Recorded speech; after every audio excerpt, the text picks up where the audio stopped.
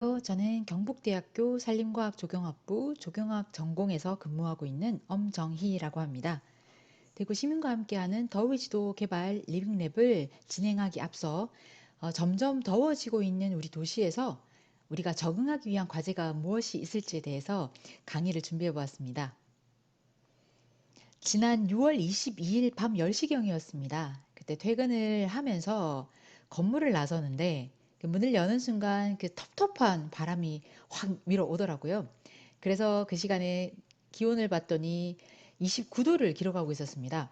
그래서 그 전국에 흩어져 살고 있는 저희 가족 단톡방에 이 날씨 그림을 보냈더니 대구님이 열대야다. 이 시간에 들어가서 에어컨 빵빵하게 틀어야 되겠다. 이런 이야기들을 나누었는데요.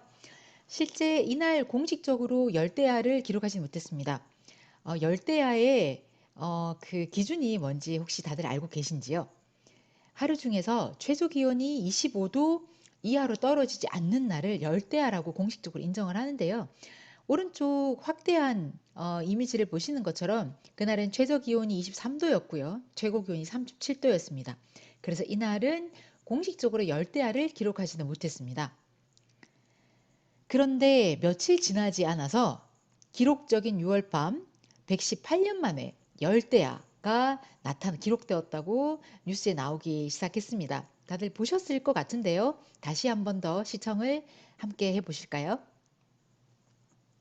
지난 밤사이 너무 더워서 잠 설치신 분들 많으셨죠? 기록적인 밤이었습니다. 최저 기온이 25도 아래로 떨어지지 않는 열대야 현상이 서울과 강릉을 비롯한 전국 30곳에서 나타났는데요. 특히 서울에 6월 열대야가 나타난 건 관측을 시작한 이후 처음이라고 합니다. 먼저 류현중 기자가 취재했습니다. 사상 초유의 6월 열대야가 나타난 오늘 여의도 한강공원. 밤잠을 설친 시민들이 강바람을 찾아 나왔습니다. 아우, 좀 무척 더웠죠. 자면서도 무척 덥더라고요. 더워서 두 번인가 세 번 깼어요. 12시 안으로는 잠을 이룰 수가 없어요. 덥고 그러니까 짜증나잖아요. 샤워도 또 자주 하게 되고. 오늘 아침 서울의 최저 기온은 관측 이후 최고인 25.4도, 강릉의 최저 기온은 28.7도를 기록했습니다. 밤새 열대야가 관측된 지역이 30곳이 넘습니다. 1904년 관측이 시작된 이후 6월 하순에 이렇게 더운 밤이 나타난 건 118년 만에 처음입니다. 기록적인 열대야의 원인은 뜨겁고 습한 남서풍입니다. 남동쪽의 북태평양 고기압과 북서쪽의 저기압이 마치 거대한 펌프처럼 열기와 습기를 끌어올렸습니다. 서해의 수온도 높아 더 많은 수증기가 유입됐습니다. 해수면 온도가 높고 지구온난화 영향도 좀 큰 것 같아요. 들어오는 그 좀 습기들이 굉장히 좀 높아가지고. 현재 동아시아 지역은 평소보다 많은 수증기로 가득해 기록적인 폭염과 폭우가 이어지고 있습니다. 지난 주말 중국 허베이성은 44.2도, 일본 군마현은 40.1도를 기록해 6월 최고 기온을 경신했습니다. 유럽과 북미 등 세계를 뜨겁게 달구고 있는 극단적인 폭염이 아시아로도 손길을 뻗고 있습니다. 네, 이처럼 열대야가 올해 118년 만에 처음 6월 달에 기록되었다고 했는데요. 이러한 최고, 최초라는 표현은 그전에도 많이 언급이 되었었습니다. 작년입니다. 작년 6월 30일에 49.5도의 살인폭염으로 밴쿠버에서만 100명 이상이 숨졌다라는 그런 기사들을 보신 적 있으실 겁니다. 그 당시에 이제 미국 서부 해안 쪽으로 해서 큰 산불이 오랫동안 지속이 되었고요. 그와 관련해서 폭염까지 겹쳐서 꽤 많은 귀중한 생명들이 목숨을 잃은 그런 사건들이 있었습니다. 그해 바로 우리 한국에서도 3주 빨리 찾아온 열대야라고 해서 2018년 최악 폭염이 또 재현되나라는 그런 기사가 비슷한 시기에 나왔었습니다. 이처럼 매년 혹은 아니면 몇 년에 한 번씩 최초, 최고 뭐 이런 표현들을 많이 보셨을 텐데요. 여러분들께서 기억하고 계시는 가장 최근에 가장 더웠던 적은 언제인가요? 그 중간에 있는 표를 보시면 1973년부터 2020년까지 폭염 및 열대야 발생 일수 수준 순위에 대해서 정리를 해놓은 표가 있습니다. 여기서 보시면 폭염은 2018년 31일이 지속이 되었습니다. 그래서 1등이었고요. 두 번째가 기억하실지 모르겠지만 1994년도 정말로 더운 과거였거든요. 94년이 2등이었습니다. 역대. 열대야 일수를 보면 여전히 1994년의 기록은 깨지지 않았습니다. 16.8일이 열대야를 기록한 날이었고요. 2018년도 거기에 비슷하게 다가간 것을 보실 수가 있습니다. 오른쪽 그림을 보시면 2018년에 얼마나 더웠는지를 다시 한 번 더 보실 수가 있을 것 같습니다. 2018년에 전국 역대 최고 기온의 순위가 갱신이 되었었습니다. 그전에는 역대 최고 기온을 여기 6번이라고 되어 있는 대구 보이시죠? 1942년에 대구에서 40도를 기록한 것이 가장 높은 기온이었는데요. 아쉽게도 2018년에 그 기록들이 다 갱신이 되어버렸습니다. 그래서 홍천에서 41도를 기록한 것이 우리나라에서 지금까지 가장 더운 날씨로 기록이 되고 있습니다. 대구가 지금은 가장 더운 순위 6위로 떨어지긴 했지만 여전히 대구는 굉장히 덥습니다. 지금 이 표에서 보시는 것처럼 역대 1등부터 20위까지 최고 기온 순위에 등장한 대구를 보면요. 6회, 6회 정도로 해서 가장 많은 최고 기온을 기록한 도시로 등극이 되어 있습니다. 이처럼 대구는 지금도 여전히 굉장히 더운 도시로 인식이 되고 있는데요. 대구에 대해서 조금 더 자세하게 들여다보도록 하겠습니다. 기상 현상을 여건을 한번 보겠습니다. 1960년대부터 2010년까지 10년 단위를 기준으로 해서 기온과 상대 습도, 강수량, 평균 풍속의 그 변화를 나타낸 표인데요. 1960년대 평균 기온이 12.96도씨였는데 2010년대는 14.62도로 평균 기온이 약 1.7도 정도가 상승이 된 것을 보실 수가 있습니다. 7도가 굉장히 높지 않은 기온이라고 생각하실 수도 있겠지만요. 이게 평균 기온이 1.7도라는 것은 굉장히 높은 기온 상승률을 보이고 있습니다. 여기에 더해서 평균 풍속은 1960년대 3.22m/s에서 최근에는 2.08m/s로 해서 점점 낮아지고 있는데요. 그래서 기온은 점점 높아지고 그리고 도시에서 풍속은 점점 낮아지는 그런 전형적인 도시 기후의 기상 여건을 보이고 있다고 생각하시면 될 것 같습니다. 아래쪽에 보시는 그림은 평균 기온과 평균 최저 기온, 평균 최고 기온의 그 상승을 보이고 있는데요. 미미하지만 오른쪽으로 갈수록 기울기가 상승하는 그런 곡선을 가지고 있습니다. 이처럼 높은 기온은 앞에서 설명드린 열대야 일수와 폭염 일수와도 상관이 있는데요. 열대야 일수는 1973년 이래로 2017년까지 현재까지 매년 증가하고 있는 추세입니다. 아래쪽 표를 보시면요. 왼쪽이 대구시 열대야 일수를 나타내는데 파란색이 대구의 열대야 일수를 그리고 이 주황색은 전국 평균을 나타내고 있습니다. 1973년부터 2017년까지 전국도 마찬가지로 열대 일수가 올라가고 있긴 하지만 그 상승선이 더 대구 지역에서 가파른 것을 보실 수가 있습니다. 폭염 일수 역시 마찬가지로 전국보다 대구 지역에서 훨씬 더 가파르게 상승하고 있는 것을 보실 수가 있습니다. 이런 것이 왜 문제냐고 하냐면 이 온열 질환으로 인한 사망자 수가 점점 더 늘어나고 있기 때문입니다. 왼쪽 표를 보시면 통계청의 사망 원인 통계 자료인데요. 대구시의 일사병 및 열사병 사망자가 점점 더 높아지고 있다라고 해서 역시나 그 상승 추세선을 보실 수가 있습니다. 그런데 온열 질환으로 사망하는 연령대의 대부분이 65세 이상의 고령자이십니다. 이것이 문제인데요. 오른쪽에 보시면 대구시 인구 추이를 나타내고 있습니다. 대구시 전체는 위에 파란색으로 되어 있는 것처럼 250만 명에서 멈춰져 있습니다. 그런데 아래쪽을 보시면 고령자 인구수는 굉장히 가파르게 상승하고 있는 것을 보실 수가 있습니다. 그래서 이 대구시의 폭염과 열대야 일수가 전국 평균보다 가파르게 상승하고 있는 것이 이처럼 고령자 인구가 가파르게 상승하고 있는 것과 맞물려져서 훨씬 더 위험에 노출된 사람들이 더 많이 생길 수 있다는 것을 나타내고 있다고 생각하시면 되겠습니다. 이러한 폭염과 열대야 일수에 영향을 미치는 것은 이제 도시가 얼마만큼 더 개발되고 있는지에 대한 것인데요. 1990년대부터 해서 2000년 그리고 2010년까지 대구시의 지표 온도를 상대적으로 나타낸 것입니다. 자, 1990년대 보시면 붉은색으로 나타나 있는 지역이 별로 많이 없습니다. 그런데 오른쪽으로 갈수록 도시가 점점 확장되고 있고요. 그 산림과의 차이를 나타내는 이 색깔 지수를 보시면 그 진한 파란색과 진한 빨간색이 점점 더 극명하게 나타나는 것을 보실 수가 있습니다. 이처럼 산림과 도시의 기온차가 점점 더 커지는 것을 나타내고 있습니다. 이러한 도시화가 이러한 폭염과 열대야 일수를 또 가중시키는 그런 역할을 하고 있습니다. 아쉽게도 미래 전망도 그렇게 밝지만은 않습니다. 2012년도에 환경부가 국립환경과학원에서 폭염에 의한 건강 취약성 지도를 전국적으로 만든 적이 있습니다. 위에 그림을 보시면 예전에 비해서 향후 미래에 2071년에서 2100년 사이에 얼마만큼 기온이 연평균 상승할까를 봤을 때 대구 지역을 포함해서 서울 지역, 부산 지역이 가장 높은 진한 붉은색을 어, 가지고 있는 것을 보실 수가 있죠.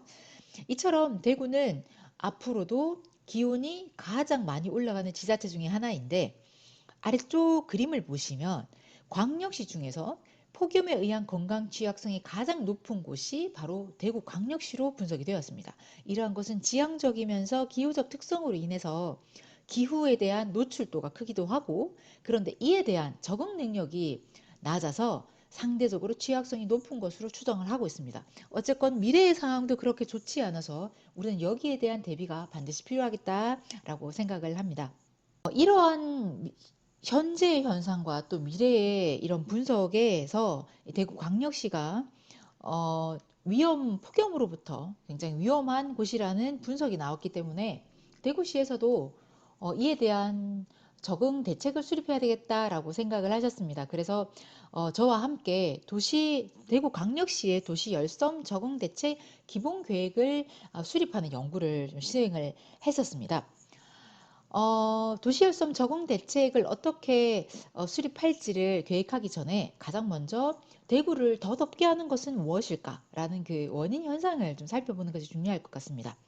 아래쪽에 그림을 보시면 2016년도에 동일한 오후 2시 30분에 왼쪽에 보이시는 것이 북한산에 있는 서울시 기온을 공식적으로 측정하는 송월동 기상관측소입니다. 그곳의 기온과 습도 그리고 세종대왕 동상이 있는 이곳이 바로 광화문 광장이죠. 광화문 광장에서의 기온과 습도를 측정해서 비교를 해보았습니다. 동일 시간대에 동일 날짜에 측정을 했는데요. 도시 외곽에 있는 그 송월동 기상관측소에서는 34도를 나타낸 반면에 광화문 광장에서는 41도를 기록을 했습니다. 그때 습도는 43%에서 광화문 광장이 33%인 것처럼 습도는 더 낮아졌습니다. 이러한 원인이 뭘까요? 보시는 것처럼 오른쪽의 그림에서는 일단 지표면이 초록색의 잔디가 아니라 이 콘크리트 포장으로 되어 있고요. 그리고 이 주변에 차량들이 많이 지나가는 그 도로는 모두 아스팔트로 되어 있습니다. 그리고 옆에 차량이 지나가면서 내뿜는 대기 열도 영향을 미칠 것 같고요. 그리고 이 주변이 높은 큰 건물들로 둘러싸여 있습니다. 그 건물들에서 그 에어컨 실외기에서 나오는 그 폐열로 인해서 주변 기온이 더 더워질 수 있습니다. 그래서 외곽에 비해서 도심이 훨씬 더 도시 열섬에 영향을 미친다라고 생각할 수 있겠는데요. 이것을 좀 더 정리를 해보면 다음과 같습니다. 우선 처음에 말씀드렸던 에어컨 사용 증가 그리고 건물 자체의 그 고온화 그리고 건물에 의한 열 흡수량 증가 등등이 바로 대기의 인공 배기열을 증가하는 그 원인이 되겠습니다. 그리고 지표면을 보시면요. 지표면 역시 녹지와 수면이 감소를 하고 인공물질과 포장도로가 증가하면서 지표면으로부터 수분 증발열을 감소시키고 있습니다. 이것 이외에 지표면이 고온화되면서 지표면에서 대기로의 열 운송량이 증가해서 결국은 이 대기의 인공 배기 열량이 증가하는 것이 되겠습니다. 즉 도시 열섬에 영향을 미치는 원인은 첫 번째 건축물에서 찾을 수 있겠고요. 두 번째는 이 지표면에서 찾을 수 있겠고, 세 번째는 이 더워지는 대기 자체에서 찾을 수가 있겠습니다. 그래서 우리도 이러한 도시 열섬에 대한 대책을 수립하기 위해서는 이러한 세 개의 분야별로 우리가 해결책을 마련해야 되겠다라는 것을 확인할 수 있었습니다. 이에 앞서서 이 대구광역시에서 어디가 조금 더 열 환경이 취약하고 또 덜 취약한지를 파악하는 것이 중요할 것 같습니다. 그래서 다음과 같은 정보들을 조합을 했습니다. 그래서 지도화를 만들었는데요. 예를 들면 어디가 더 최고 기온 33도 이상인 날이 많은지, 이것은 폭염의 경보를 폭염을 결정하는 것이 바로 33도 기온이거든요. 그래서 폭염에 영향을 주는 그 폭염 일수가 더 많이 나타나는 곳이 어디인지, 그리고 최저 기온 25도 이상 일수라는 것은 열대야가 많이 나타나는 곳이죠. 열대야가 더 많이 상대적으로 나타나는 것은 어디인지 이런 것들을 지도했고요. 또한 어디가 지표면 온도가 더 높은지, 어디가 그 도로율이 더 많아서 인공열이 더 많이 배출이 될 수 있는지 등등을 분석을 했습니다. 이와 함께 어디에 녹지와 수공간이 더 많은지에 대해서도 분석을 했습니다. 그리고 이뿐만 아니라 이런 폭염과 열대야가 발생을 했을 때 더 민감한 지역은 어디일까도 꽤 중요한데요. 예를 들면 80년대 이전에 만들어진 건축물 같은 경우는 단열에 대해서 크게 많이 신경을 쓰지 않았습니다. 그래서 단열이 잘 되지 않는 건축물이 어디에 더 많이 있을까? 혹은 아니면 앞에서 설명드린 65세 이상의 폭염과 열대야에 취약한 인구가 어디에 더 많이 분포해 있을까? 그리고 더위에 대한 정보가 왔을 때 혼자 계시는 분들은 아무래도 거기에 대한 대처 능력이 조금 더 떨어질 수도 있을 것 같습니다. 그래서 독거노인들이 많이 사시는 곳은 어디일까 등등과 같은 이 폭염과 열대야에 더 취약한 그런 정보들 역시 지도화를 시켰습니다. 이를 조합해서 오른쪽 그림과 같이 열환경 취약성 평가 지도를 구축해 보았는데요. 물론 이것은 실질적으로 반드시 이러하다라고 말씀을 드릴 수는 없고요.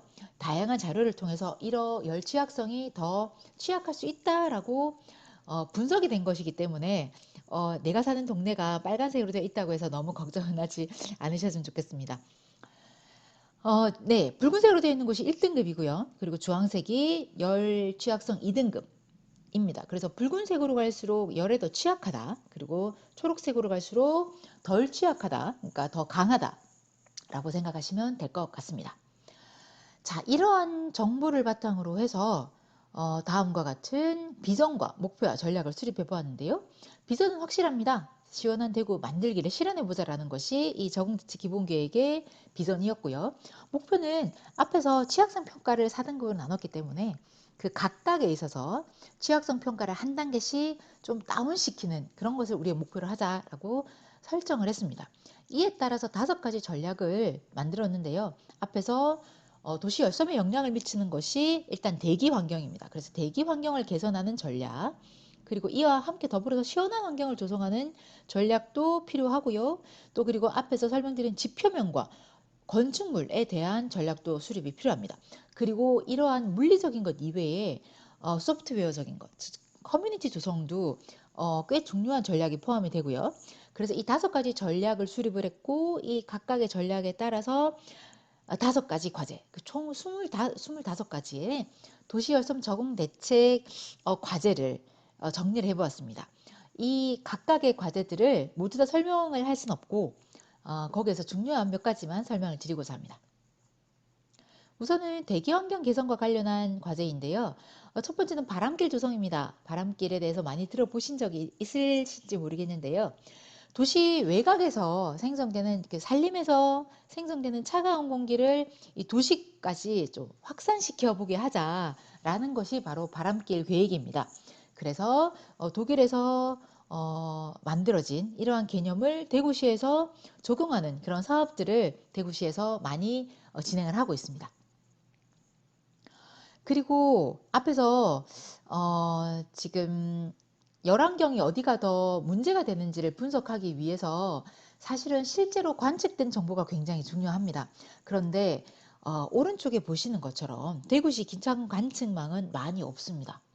서울과 비교를 해보면요. 서울시 기상관측망 관련해서는 기상청에서 관리하는 30대 이외에 SK와 같은 민간 기상관측 장비가 있어서 약 한 300군데 지점에서의 그 기온 정보들을 모을 수 있거든요. 그런데 대구광역시는 아직까지 그런 기온을 관측할 수 있는, 그러니까 기온 정보를 모을 수 있는 그런 그 시설들이 많이 없습니다. 그래서 이 리빙랩을 진행을 하면서 리빙랩에 참여하시는 그 시민 연구사분들에게 기온 관측기를 같이 나눠 드리는 이유가 바로 이러한 정보들을 우리 시민들이 곳곳에서 한번 제작해보자, 만들어보자 라는 것이 포함되어 있습니다.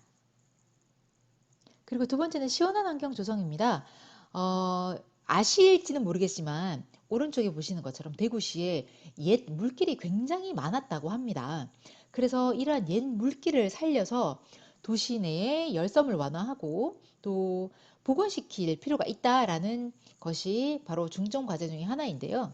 몇 년 전에 그 범어천로가 재정비가 되었습니다. 이와 같이 소실된 하천 중에서 복원이 가능한 하천을 조사해서 복원을 하는 것도 중요한 시원한 환경을 조성하기 위한 중요한 과제가 될 수 있을 것 같습니다.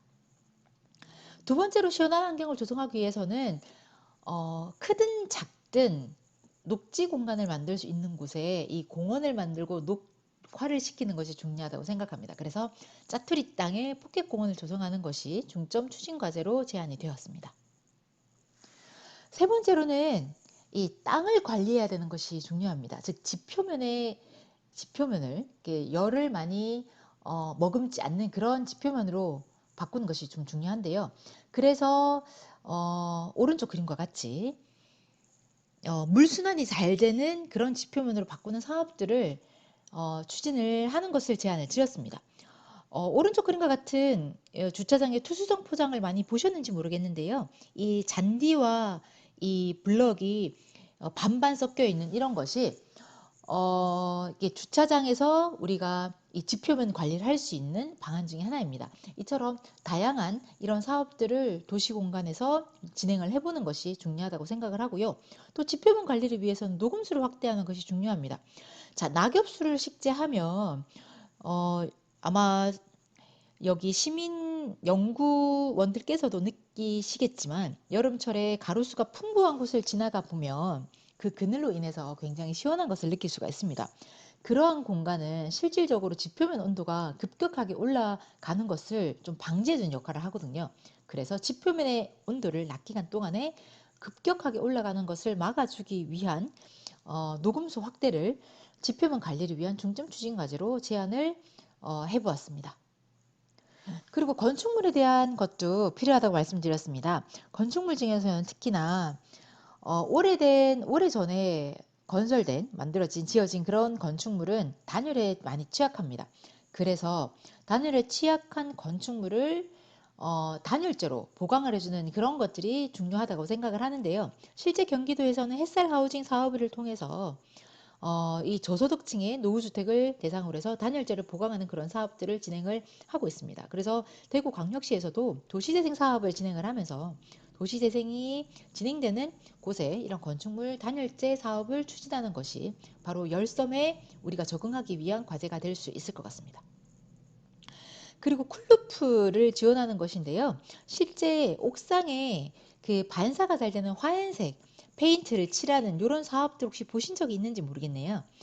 옥상에 옥상 녹화를 하는 것도 중요하고요. 옥상 녹화를 하기 위해서는 그런데 배수나 그 설비 시설이 좀 필요하기 때문에 그것 대신에 조금 더 간편하게 친환경 건축물의 역할을 할 수 있는 것이 바로 이 쿨루프 사업. 그 흰색 페인트를 칠하는 사업입니다. 그래서 실제 이제 KCC와 같이 이 페인트를 만드는 회사에서는 시민단체와 함께 이 쿨루프 캠페인을 진행해 오고 있습니다. 마지막으로 커뮤니티 조성이 좀 중요합니다. 실제로 시민들이 적극적으로 나서는 것인데요.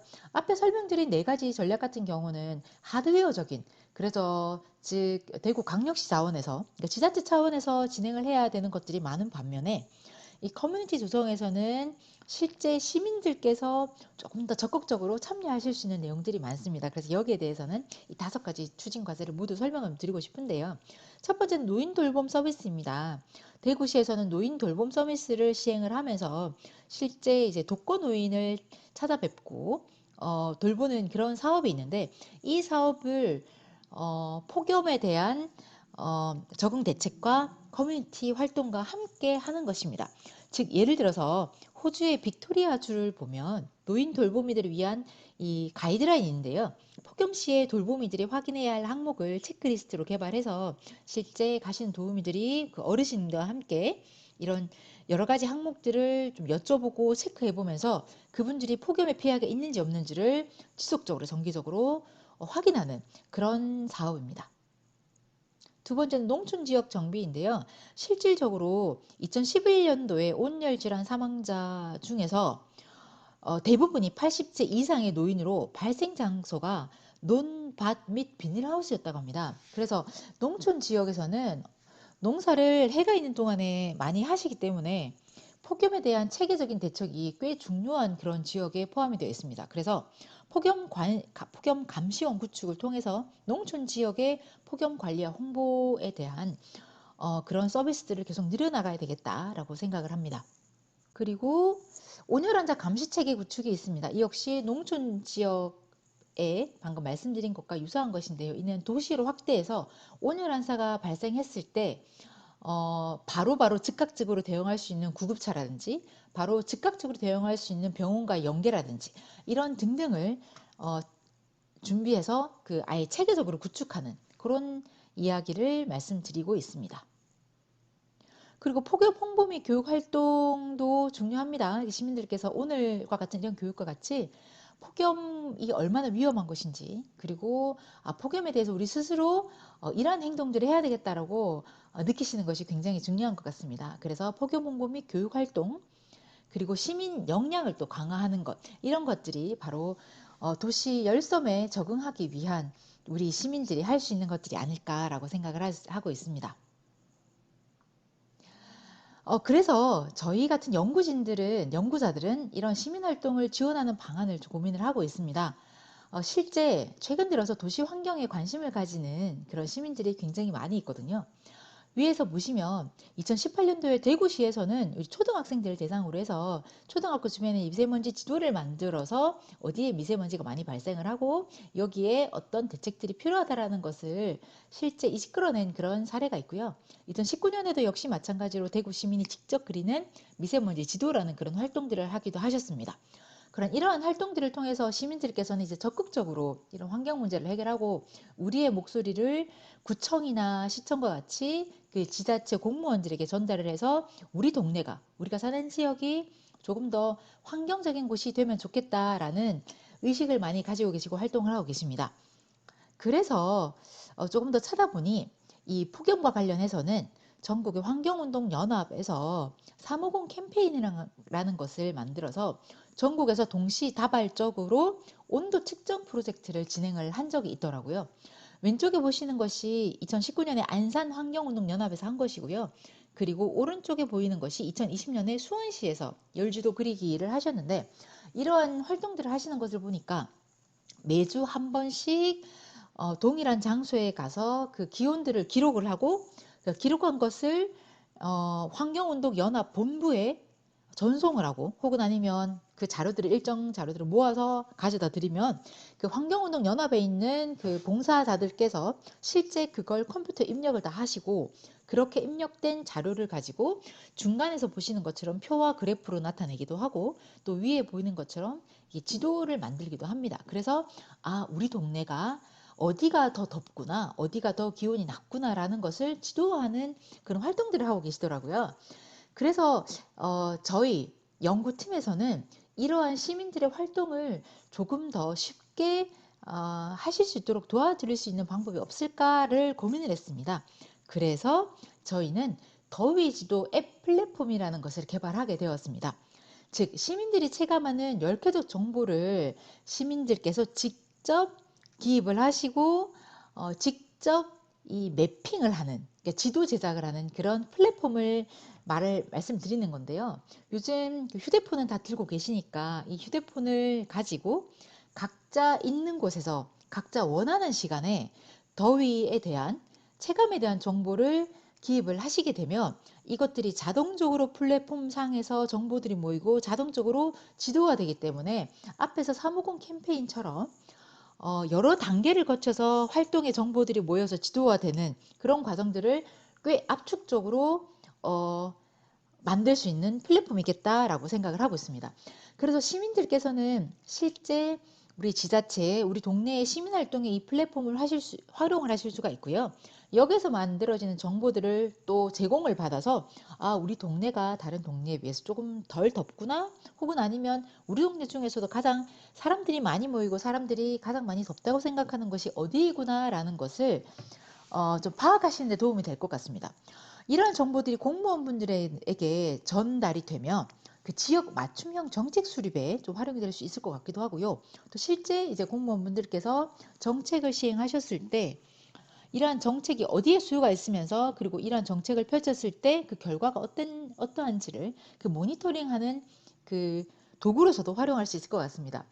그러면 저희 같은 연구자들은 이 플랫폼을 제공하고 그 데이터들을 관리를 하면서 거기에서 발생되는 데이터를 수집을 해서 이 대구 지역에서 어디가 가장 덥고 어디에서 가장 사람들이 가장 많이 모이면서 가장 더운 곳이 어디인지를 파악을 해서 거기에 똑같은 예산을 어디에다 먼저 이 열섬 예산을 투입을 하면 좋을지에 대한 제안을 한다든지, 혹은 아니면 같은 33도의 기온일 때 왜 이곳이 더 상대적으로 더울까를 파악을 해서 그 더위에 더 영향을 미치는 다양한 도시 환경 요소들을 찾아내는 그런 연구들에 활용을 할 수 있을 것 같습니다. 네, 저희는 이러한 활동들을 꾸준하게 영구적으로 발표를 하고 있는데요. 지금 여기 사진에 보이는 학생들이 바로 저와 함께 이 플랫폼을 개발하는 연구를 하고 있고요. 이번에 대구 시민들과 함께하는 더위지도 개발 리빙랩에도 또 함께 진행을 할 생각입니다. 그래서 여러 시민 여러분들께서 더 적극적으로 재미있게 이 활동에 참여해 주시면 시민들도 그리고 공무원분들께서도 그리고 저희 같은 연구자들에게도 도움이 되는 그런 활동이 되지 않을까라는 생각을 합니다. 네, 감사합니다.